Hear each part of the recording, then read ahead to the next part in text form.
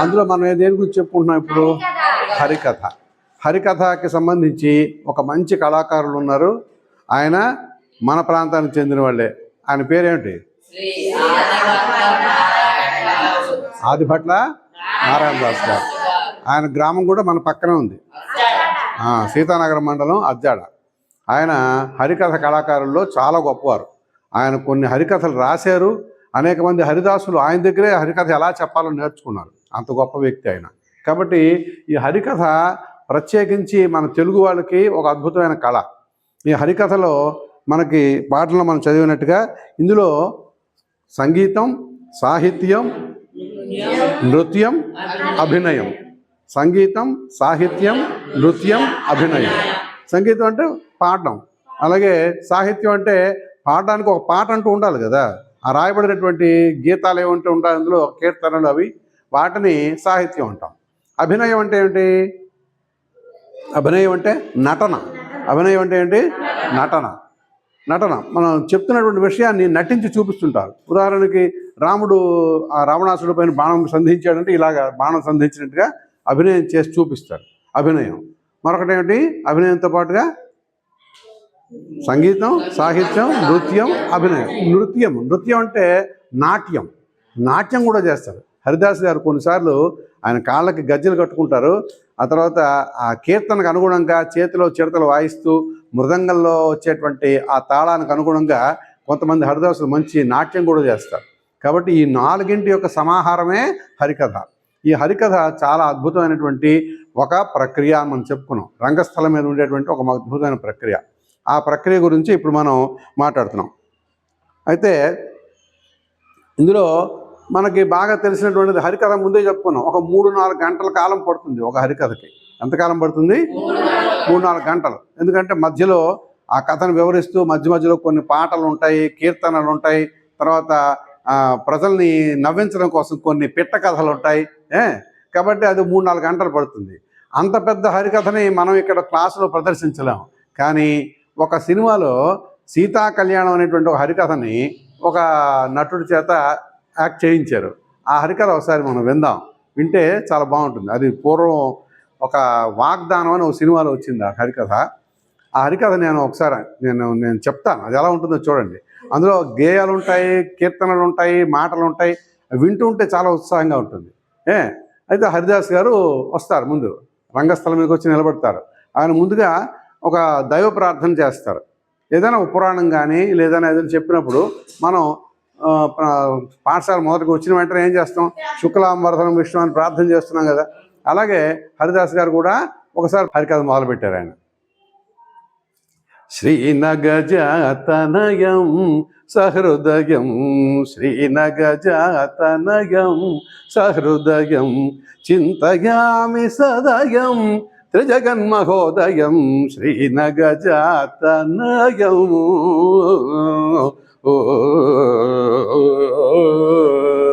అన్నారు. ఎవరు? దాస్ గారు చెప్పారు. గణపతి ప్రార్థన చేసి తర్వాత చెప్తున్నారు, ఇది సీతా భక్తులారా, ఇది సీతా కళ్యాణ సత్కథ. 40 రోజుల నుంచి చెప్పిన చోట చెప్పిన కథ చెప్పకుండా చెప్పుకొస్తూ వస్తున్నాను. అంచేత కించిత్తు గాత్ర సౌలభ్యానికి అభ్యంతరం ఏర్పడినట్లుగా తోస్తూ ఉంది. నాయన కాస్త పాలు మిరియాలు ఏమైనా మీరు బాగా పట్టుకున్నారు. సిద్ధం అన్నారు. కాబట్టి మరి ఇవాళ కాకపోతే రేపటికైనా నాకు పాలు మిరియాలు ఇచ్చేస్తారు మీరు. ఓకేనా? రేపిస్తారా? ఇవాళ హరికథ అయితే రేపిస్తారా? వెంటనే ఇస్తే అప్పుడు దాస్ గారి గొంతు బాగా పలుకుతుంది. అందుకని ఆ మధ్యలో ఆ మాట పెట్టారన్నమాట. సీతామహాదేవి స్వయంవరానికి ముల్లోకాల నుంచి విచ్చేసిన వీరాధవీరుల్లో అందరినీ ఆకర్షించిన ఒకే ఒక్క దివ్య సుందరమూర్తి. ఆహా, అతడు ఎవరయ్యా అంటే రఘురాముడు, రమణీయ వినీల ఘన శ్యాముడు. రఘురాముడు రమణీయ వినీల ఘన శ్యాముడు, వాడు నెలరేడు సరిజోడు మొనగాడు, వాడు నెలరేడు సరిజోడు మొనగాడు, వాని కనులు మగమీల నేలురా, వాని నగవు రతనాల జాలురా, వాని కనులు మగమీల నేలురా, వాని నగవు రతనాల జాలురా, వాని చూచి మగవారలైన మైమరచి మరుల్గొనెడు మరో మరుడు మనోహరుడు రఘురాముడు అని ఆ శ్రీరాముడి గురించి ఒక కీర్తన దాసు గారి మధ్యలో పాడారు. అయితే ఆ రాముడు ఆ విధంగా వస్తున్నాడు. ఆ విధంగా విహారం చేస్తున్న శ్రీరామచంద్రమూర్తిని అంతఃపుర గవాక్షం నుండి, గవాక్షం అంటే కిటికీ, అంతఃపుర గవాక్షం నుండి సీతాదేవి ఓరకంట చూచినదై చెంగటనున్న చెలికెత్తితో ఎంత సోగసోగాడే, ఎంత సోగసోగాడే, మనసింతలోనే దోచినాడే, ఎంత సోగసోగాడే, మోము కలువరేడే, మోము కలువరేడే, నా నోము ఫలము వీడే, శ్యామలాభిరాముని చూడగా నామది వివశమాయనేడే, ఎంత సోగసోగాడే. ఇక్కడ సీతాదేవి ఇలా పరవశయ్యుండగా అక్కడ స్వయంవర సభామంటపంలో జనక మహీపతి సభాసదులను చూచి అనియనిట్లు ఓయనఘులార నాయనుగు పుత్రి సీత వినయాధిక సద్గుణవ్రాత ముఖ విజిత లలిత జలజాత ముక్కంటి వింటినెక్కిడ జాలిన ఎక్కటి జోదును నేడు మక్కువ మీరగ వరించి మల్లెల మాల వైచి పెండ్లాడు అని ఈ ప్రకారం జనక మహారాజు ప్రకటించగానే సభలోని వారంతా ఎక్కడి వారక్కడే చల్లబడిపోయారట. మహావీరుడైన రావణాసురుడు కూడా ఇది నా ఆరాధ్య దైవమైన పరమేశ్వరుని శాపము, దీనిని స్పృశించడగే మహాపాపము అని అనుకుని వాడి వెనుదిరిగిపోయాడట. తదనంతరమున ఇనకున తిలకుడు నిలకడగల క్రొక్కారు మెరుగువలి నిల్చి తన గురువగు విశ్వామిత్రుని ఆశీర్వాదము తలదాల్చి పదమున మద గజగమనము తోడ స్వయంవర వేదిక చెంత మదన విరోధి శనాసనమును తన కరముల భూని నయంత పెళ్ళుమనియ విల్లు గంటలు గల్లుమనే గుభిల్లుమనియ గుండె నృపులకు జల్లుమనియ జానకీ దేహము ఒక నిమేషమునందే నయము భయము విస్మయము గదురా. జై శ్రీమద్ రమారమణ గోవిందో హరే. భక్తులందరూ చాలా నిద్రావస్థలో ఉన్నట్టుగా ఉన్నారు. మరొకసారి జై శ్రీమద్ రమారమణ గోవిందో హరి అందురా, తప్పులేదు శివ. ఆ విధంగా భక్తులారా, ఆ విధంగా శ్రీరామచంద్రమూర్తి శివధనుర్భంగము గావించినాడు. అంతటా భూతలనాథుడు రాముడు ప్రీతుండై పెండియాడే పృథుగుణమని సంజాతం భాగ్యోపేతం సీతం. జయ శ్రీమద్ రమారమణ గోవిందో. ఇది హరికథ. ఇలా ఉంటుందిరా, బాగుందా? వినడానికి బాగుంటుంది. మధ్య మధ్యలో చిన్న చిన్న కీర్తనలు ఉంటాయి, సరదాగా నవ్వించే కొన్ని హాస్యోక్తులు చలోక్తులు ఉంటాయి. కాబట్టి హరికథకి అంత గొప్ప ప్రాధాన్యత ఉంది. ఆదిభట్ట నారాయణదాసు గారు, ఇంకా చాలామంది హరికథ దాసులు చాలామంది ఉన్నారు. వాళ్ళు స్త్రీలు కూడా హరికథ చెప్పిన వాళ్ళు ఉన్నారు కొంతమంది. ఏమైంది మీకు? కాబట్టి ఈ హరికథ అనేది అంత ప్రాధాన్యత ఉంది దానికి. ముఖ్యంగా వీటిలో హరికథ అనగానే అర్థం ఏంటి? హరి అంటే శ్రీ మహావిష్ణువు. అంటే పురాణ గాథలు ఏవైతే ఉంటాయో వాటిని హరికథగా మలచి ఆ కథలో ఉండేటువంటి రసవత్తరమైన ఘట్టాలని కొన్ని కీర్తనలుగా, మధ్యలో కొన్ని వచనంగా, అలాగే దాన్ని అభినయిస్తూ చక్కగా ఆ పక్కని రెండు పక్క వాయిద్యాలు ఉంటాయి. ఒకరేమో మృదంగం వాయిస్తూ ఉంటారు, మరొకరు వయలిన్ వాయిస్తూ ఉంటారు. వాళ్ళిద్దరి తాలూకా సహకారంతో హరిదాస్ గారు చాలా చక్కనైనటువంటి హరికథను వినిపించి ప్రజలందరినీ కూడా మెప్పిస్తారు. అందులో ప్రజల్ని మెప్పించడమే కాదు, ప్రజల్ని నవ్వించడానికి కొన్ని చిన్న చిన్న పిట్ట కథలు కూడా చెప్తారు. అసలు కథ హరికథ వెళ్తూ ఉంటుంది, దానికి అనుబంధంగా కొన్ని పిట్ట కథలు అంటే చిన్న చిన్న కథలు. అదేమిటి అవి? దేనికి? నవ్వించడానికి. అంటే అందులో కొంచెం హాస్యరసం ఉంటుంది కాబట్టి అవి వింటే ప్రజలకు నవ్వు వస్తుంది. ఇలాంటి కథ నిన్న ఒకసారి మనం చెప్పుకున్నాం కదా, మళ్ళీ చెప్పాలంటే మళ్ళీ చెప్పాలా? నిన్న కథే కదా అది, మరేం లేదు. ఒక ఊర్లో హరిదాస్ గారు వచ్చారు, హరికథ చెప్తున్నారు, రామాయణం హరికథ చెప్తున్నారు. హరికథ చెప్తూ ఉంటే ఒకడెవడో ఉన్నాడు, వాడు చక్కగా తిని పడుకోవడం తప్ప వాడికి ఇంకేం తెలియదు. వాళ్ళ ఆవిడ ఎప్పుడు తినడం పడుకోవడమేనా, ఊళ్ళోకి హరిదాస్ గారు వచ్చారు కదా, చక్కగా అక్కడికి వెళ్ళి ఆయన చెప్పిన హరికథ ఏంటో వింటే బాగుండు కదా, నాకు కూడా ఆ కథ చెప్తురు కానీ అందరికీ పుణ్యం అని చెప్పి అన్నది. అంటే సరే మా ఆవిడ ఎందుకో చెప్తున్నది, అలాగే వెళ్తానులే అయితే అన్నాడు. చక్కగా రాత్రి సరికలు భోజనం చేశాడు. కాలక్షేపానికి కొన్ని శనగ పలుకులు పట్టుకున్నాడు. దేనికి? అప్పుడప్పుడు నోట్లో వేసుకోవడానికి. మన సినిమా కథకి వెళ్తే పాప్కార్న్ ఏదో ఒకటి పట్టుకెళ్తాం కదా, అలాగే హరిదాస్ గారు కథ చెప్తూ ఉండగా ఇలాగ ఒకటి నోట్లో వేసుకొని అక్కడ కథ విందామని బయలుదేరి వెళ్ళాడు. వెళ్ళిన తర్వాత హరిదాస్ గారు వచ్చారు. చుట్టూ ప్రజలందరూ వస్తున్నారు. అందరినీ చూశాడు. చాలామంది వస్తున్నారు, నేను కూడా రావడం మంచిదయింది. ఇలాంటి కథ నేను మిస్ అయిపోతుంది కదా, మా ఆవిడ మంచి పని చేసింది, నేను వచ్చాను అనుకున్నాడు. సరదాగా అక్కడ కూర్చున్నాడు. ఆ తర్వాత హరిదాస్ గారు వచ్చారు. కొంతసేపు కూర్చొని ప్రార్థన చేశారు. ఇప్పుడు ఇందాక హరికథలో మనం ప్రార్థన విన్నాం కదా, శ్రీనగజాతనయం అని ప్రార్థన చేశారు కదా, అలాగే ఆయన కూడా ఏదో ప్రార్థన చేశారు. ఆ ప్రార్థన శ్లోకం అయిపోయిన తర్వాత హరిదాస్ గారు నిలబడి కథ మొదలు పెట్టుకున్నారు. ఆయన నిలబడి కథ మొదలుపెట్టేటప్పటికి మనవాడికి కునికిపాట్లు మొదలయ్యాయి. ఎందుకు? చేతిలో శనగ పలుకులు అయిపోయాయి. అప్పుడు లోపలికి వెళ్ళిపోయేవి. పలుకులు అయిపోగానే మరి దవడ కూడా ఆడటం లేదు కదా, నిద్ర వచ్చేసింది. అలా కునికాడు కొంతసేపు పూర్తి పడుకుని పోయాడు. నేల కూర్చుండేవాడు. అందరూ బహిరంగ ప్రదేశంలో పల్లెటూరులో అవుతుండేవి. నేల అక్కడ పడుకుని పోయాడు. అలాగా పడుకుని పోతే అందరూ కథ విన్నారు, చక్కగా చప్పట్లు కొట్టారు. కథ అంతా అయిపోయిన తర్వాత హరిదాస్ గారు వెళ్ళిపోతుంటే అందరూ లేచి వెళ్ళిపోతుంటే వీడు పడుకున్నవాళ్ళు లేవడంతకి. అప్పుడు వాడిని చూసి, రే బాబు లేరా లేరా లేరా అని లేపితే లేచారు. కథ అయిపోయిందా? అయిపోయింది అయిపోయింది అయిపోయింది ఇది అయిపోయింది.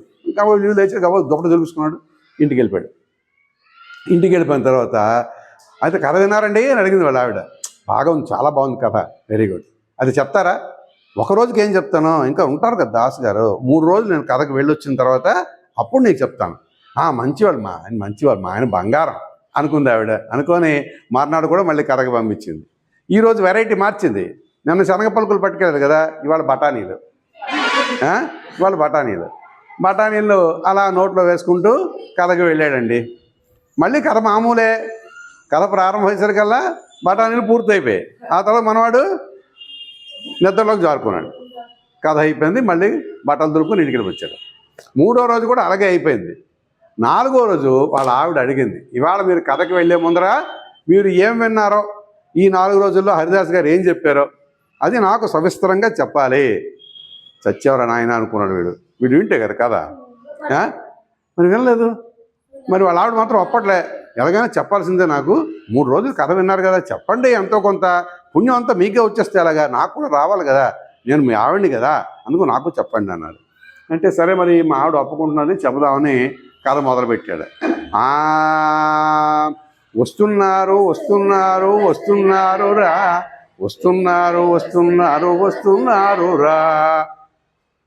ఇది ఇలా చెప్తున్నాడు మా ఆయన అనుకుంది. ఏమిటి, ఎవరు వస్తున్నారండి అని అడిగింది. అదే జనం వస్తున్నారు కదా, ఆ జనం వస్తున్నారు. జనం వచ్చింది నుంచి మా ఆయన చూశారన్నమాట. అంటే కథ అంతా సవిస్తరంగా నాకు చెప్తారు వివరంగా అనుకుంది ఆవిడ. తర్వాత ఏమిటైందండి, కూర్చున్నారు కూర్చున్నారు కూర్చున్నారు రా, కూర్చున్నారు కూర్చున్నారు కూర్చున్నారు రా అన్నాడు. ఎవరు కూర్చున్నారండి? అదే హరిదాస్ గారి స్టేజీ ఉంది కదా, ఆ స్టేజీ మీద చక్కగా కూర్చున్నారు. మెడలో పూలదండ వేసుకున్నారు, మంచి పట్టుబట్టలు కట్టుకున్నారు, మంచి తిరునామం పెట్టుకున్నారు. హరిదాస్ గారు కూర్చున్నారే అన్నారు. కూర్చున్నారండి. తర్వాత ఏం చెప్పండి. ఆ తర్వాత నిల్చున్నారు నిల్చున్నారు నిల్చున్నారు రా, నిల్చున్నారు నిల్చున్నారు నిల్చున్నారు రా. అర్థమైపోయింది. అంటే హరిదాస్ గారు నిలబడ్డారా? బాగా చెప్పావు నువ్వు. హరిదాస్ గారు నిలబడ్డారు. ఎందుకో తెలుసా? కథ చెప్పడానికి. హరిదాస్ గారు నిలబడ్డారు. మా ఆయన ఎంత బాగా చూశారు, జనం రావడం చూశారు, హరిదాస్ గారు రావడం చూశారు, కూర్చోవడం చూశారు, నిల్చోవడం చూశారు. అంటే ఏ విషయాన్ని వదలకుండా మొత్తం కథ అంతా నాకు చెప్పేస్తారు వాళ్ళ అని ఆవిడ పొంగిపోతున్నది. వాళ్ళ ఆవిడ తర్వాత ఏమైందో చెప్పండి అన్నది. అప్పుడు ఏం చెప్పాడు తెలుసా? వెళ్తున్నారు వెళ్తున్నారు వెళ్తున్నారు రా, వెళ్తున్నారు వెళ్తున్నారు వెళ్తున్నారు రా అన్నాడు. ఏమిటి వెళ్ళడం ఏంటి, ఎవరు వెళ్ళారండి, ఎక్కడికి వెళ్ళారు అంటే, అదేనే జనం అంతా వెళ్ళిపోతున్నారు. జనం వెళ్ళిపోవడం ఏమిటి, మధ్యలో కథ ఉంది కదా, కథ అయిపోయిన తర్వాత వెళ్ళిపోతున్నారే జనం. కథ అయిపోయిందా? ఏది కథ ఎక్కడ చెప్పారు మీరు అని అడిగింది ఆవిడ. కథ అంటే మరి నువ్వు ఇచ్చిన శనగ పలుకులు బఠానీలు అవన్నీ అయిపోయిన తర్వాత నాకు నిద్ర వచ్చేసింది, అలా పడుకుండిపోయాను. అందరూ వెళ్ళిపోతున్నప్పుడు తెలివి వచ్చింది, అందుకని మళ్ళీ లేచానే. అదే నేను చూశానండి. అంటే ఏమిటి మీరు చూశారు? హరిదాస్ గారు రావడం చూసి, నిలబడడం చూసి, జనం వెళ్ళిపోవడం చూసారా? గొప్పవాళ్ళండి వీళ్ళు అన్నదట ఆవిడ. ఇలాంటి చిన్న చిన్న పిట్ట కథలు కూడా హరికథలో యాడ్ చేస్తారు. అలా చేస్తే ప్రేక్షకులు అంటే చూసేవాళ్ళకి చిన్న నవ్వు వస్తుంది, హుషారు వస్తుంది. నిజంగా ఇప్పుడు మన కథలో చెప్పుకునే వాళ్ళలాగా నిద్రకి ఆపలేని వాళ్ళు ఉంటారు కొంతమంది, వాళ్ళకు కూడా అప్పుడు కథ మీద ఆసక్తి పెరుగుతుంది ఏం చెప్తారని. కాబట్టి ఇలాంటి నవరసాలను పోషిస్తూ చక్కనైనటువంటి అభినయం చేస్తూ ప్రక్క వాయిద్యాల తాలూకు వాయిద్యాలకు సహకరిస్తూ హరిదాస్ గారు చెప్పే కథ ఎంతో అందంగా ఉంటుంది. దీని గురించిన వివరాలన్నీ ఇంకా మనకి ఇక్కడ ఉన్నాయి చూడండి. ఏంటని చెప్పారు? ఒకే వ్యక్తి నిడివి బట్టి 3 గంటల పాటు చేసే కథాగానమే హరికథ. 3 గంటల పాటు చేస్తారు ఒకే వ్యక్తి. కానీ మనం ఉదాహరణగా చిన్న కథ తీసుకున్నాం. అదే పెద్ద కథ అయితే 3 గంటల కాలం పడుతుంది. కథకుడు అన్ని రకాల పాత్రల్లో జీవిస్తూ ప్రేక్షకులని శ్రోతలని మెప్పిస్తాడు కనుక ఇది చాలా బాగుంటుంది. అన్ని రకాల పాత్రల్లో తను చెప్పే కథలో ఇందాక చెప్పుకున్నాం, రావణాసురుడు ఇది నా ఆరాధ్య దైవమైన పరమేశ్వరుడు శాపము, దీనిని స్పృశించుటయే మహాపాపము అని అనుకునే వాడై వెనుదిరిగిపోయాడట. అనగానే మన కళ్ళ ముందర రావణాసురుడు కనబడతాడు. వాడు ఆ శివధనుసు దగ్గరికి రావడం, ముట్టుకోవడం, మళ్ళీ వెనక్కి వెళ్ళిపోవడం, ఇదంతా కనిపించే విధంగా తన అభినయంతో చెప్తూ ఉంటాడు అనమాట. అందుకే కథకుడు ఆకర్షణీయమైన ఆహార్యం అంటే వేషధారణ, మెడలో దండ వేసుకుంటారు, అలాగే పట్టు పంచి కట్టుకుంటారు, మీద కండువా వేసుకుంటారు, చక్కనైనటువంటి తిరునామం కానీ లేదా త్రిపుండ్రం కానీ ధరించి ఉంటారు. ఇలాగా కథకుడు చక్కగా మంచి ఆహార్యంతో ఏకకాలంలో గొంతులో వాచికం, గానం, సాత్వికం, కాలితో నృత్యం, చేతులతో ఆంగికం గుప్పిస్తూ అభినయిస్తాడు. అది హరికథ తాలూకా విశేషం. ఒకే సమయంలో మాటలో తేడా చూపిస్తూ కొన్ని దృశ్యాలను ఆవిష్కరిస్తాడు, అలాగే పాట ద్వారా కొన్ని దృశ్యాలను ఆవిష్కరిస్తూ ఉంటాడు. కాబట్టి చేతిలో చిడతలు, కాలికి మువ్వలు, పట్టుపంచ కట్టు, నడుముకి బిగించినటువంటి పట్టు కండువ, మెడలో పూలదండ ధరించి ఆడుతూ పాడుతూ అలరిస్తారు హరికథ. నిర్వాహకుల ఆర్థిక స్థితిని బట్టి వైలన్, హార్మోనియం, తబల, మృదంగం, వీణ, కంజీర మొదలైన వాటిని సహకార వాద్యాలుగా తీసుకుంటారు. అంటే ఆయన పాడే పాటకు అనుగుణంగా మృదంగం వాయించడం, అలాగే పక్కన వైలన్ కానీ కంజీర కానీ ఇలాంటివైనా వాయించడం, ఇవి అనుబంధ పరికరాలు అన్నమాట. పాట రక్తి కట్టాలంటే దానికి లయ ఉండాలి, తాళం ఉండాలి. తాళం అంటే మనం దీని ద్వారా కంజీర కానీ లేదంటే మృదంగం కానీ అలాంటి వాటి ద్వారా తాళం ఇస్తారు. లయానుగుణంగా రాగానుగుణంగా వైలన్ మీద కానీ హార్మోనియం మీద కానీ వాటి మీద రాగాన్ని ఆలపిస్తూ ఉంటారు. ఈ విధంగా తాళ లయాన్వితంగా ఉండేటువంటి ఈ కథ చాలామందికి బాగుంటుంది. అలాగే సంగీత సాహిత్యాలతో పాటుగా కథలోని వస్తువుని బట్టి విజ్ఞానము, వినోదం కూడా అందిస్తాడు హరికథ చెప్పేటువంటి వాడు. అక్కడ చూడండి రాసింది, అండర్లైన్ చేయండి. ఆదిభట్ల నారాయణ దాసు గారు హరికథా పితామహుడు. ఆయన బిరుదేమిటి? ఈయనకి ఒక బిరుదు ఉంది, హరికథా పితామహుడు. ఏంటి ఆయన బిరుదు? అంటే హరికథ అనేటువంటి ఒక ప్రక్రియకి ఆయన ఆద్యుడు, మొట్టమొదటివాడు. ఆయన చెప్పినన్ని కథలు కానీ ఆయన రచించినటువంటి హరికథలు కానీ ఎవరు అన్ని ప్రయోగాలు చేయలేదు. చాలా చక్కనటువంటి హరికథలు ఆయన రచించారు, అనేక మంది శిష్యగణాన్ని తయారు చేశారు, ఆయన చాలా ప్రసిద్ధి పొందారు. అందుకే ఆయనకి ఆ బిరుదు వచ్చింది. ఏంటది? హరికథా పితామహుడు అని. కథకుడు వాయిద్యగాళ్ల మధ్య వేదికపై పద్మాసనం వేసుకొని కూర్చుని సభారంగ శాంతిగా ఇష్టదేవత గురుస్థుతితో ప్రారంభిస్తారు. నేటి మానవుడికి హరిభక్తిని మాత్రమే కాకుండా అనేక విషయాలను బోధించేదిగా ఉండి పరిష్కార మార్గాన్ని సూచించడం ద్వారా నిజమైన సామాజిక ప్రయోజనాన్ని సాధిస్తుంది హరికథ. అంటే హరికథతో పాటుగా దైవ సంబంధమైన కథలు చెప్తూనే మానవాళి తరించడానికి, మానవుడు మంచి మార్గంలో నడవడానికి అవసరమైనటువంటి కొన్ని సూచనల్ని పూర్వ గ్రంథాల నుంచి మధ్యలో ఉటంకిస్తూ కథ చెప్తూ ఉంటారు దాస్ గారు.